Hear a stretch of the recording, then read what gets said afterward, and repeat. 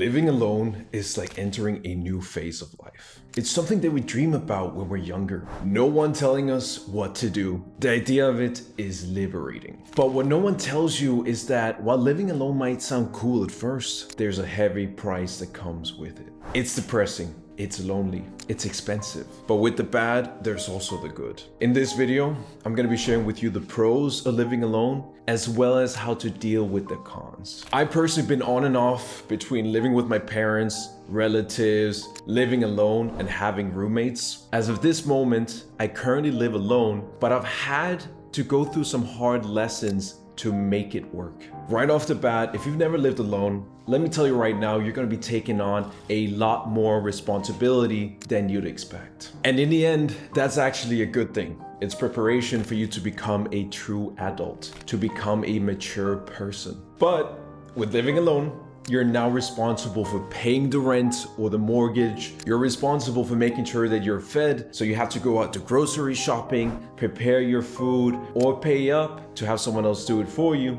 You're gonna have to clean up after all the mess that you create. And trust me, you will be creating a mess when you live alone if you've never done it before. There's gonna be no one holding you accountable to go to bed on time. There's no one around you. All you have is just yourself. You're your own boss at your own place. The only thing that's really holding you accountable are the bills that are due at the end of the month. They're making sure that you still have to be a responsible adult, because otherwise you don't get to live on your own. But there's one huge responsibility that you're taking on when you live alone that no one talks about: socializing. You might possibly go a whole day without talking at all, without having any human interaction. And that's a very fine line to be walking that can lead down to paths of depression and loneliness if you don't take steps to mitigate those risks that you have when you're living alone. But I'll admit, after having lived on my own for multiple years, on and off, it's hard.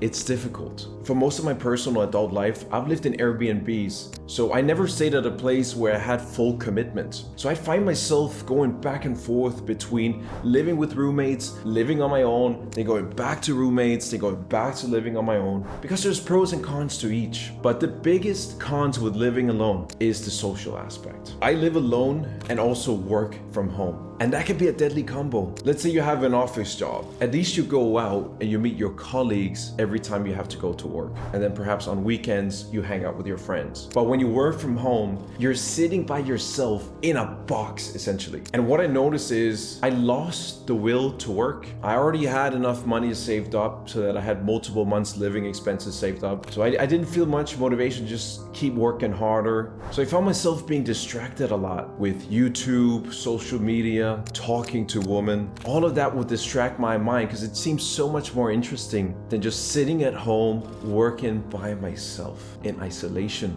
I still have that same situation where I work from home. But what I've learned to deal with the loneliness is make sure you have people around you. And this is also something, I'll admit, I've been on and off with this as well, but I've paid for an office space. So even though I work from home, I would rent an office and I would go into a WeWork-esque place to just have other people around me. Even if I'm not necessarily talking to the other people around me because I'm focused on my work, just having other people around, it just creates a sense of ease. Because we're naturally built as a social species. So just seeing other people around you, even if you're not interacting with them, it just makes you feel more fulfilled in a weird way. So if you have your own place, try to invite people to your place just to hang out, just to chill. It can be a romantic partner, it can be your friends. You can just host like a lunch or a dinner, anything to really bring people around you. And you also want to make sure that you don't stay at home all day. That's the biggest reason why it can be lonely and depressing, is if you're staying home all day and you're not going out. So try to plan activities. For me personally, one of the big activities that I had was just going out to the gym, going for a walk, going to a dance class. Those are activities that get me out of the house, and just going to visit friends as well. You have to take responsibility for your social life when you're living alone. No one else is gonna do it for you. Living alone is one of the best steps you can take to learn to become a responsible adult. It's not gonna be easy. You're gonna have to go out of your way to make sure that you have a social life, but at the end of the day, it's totally worth it.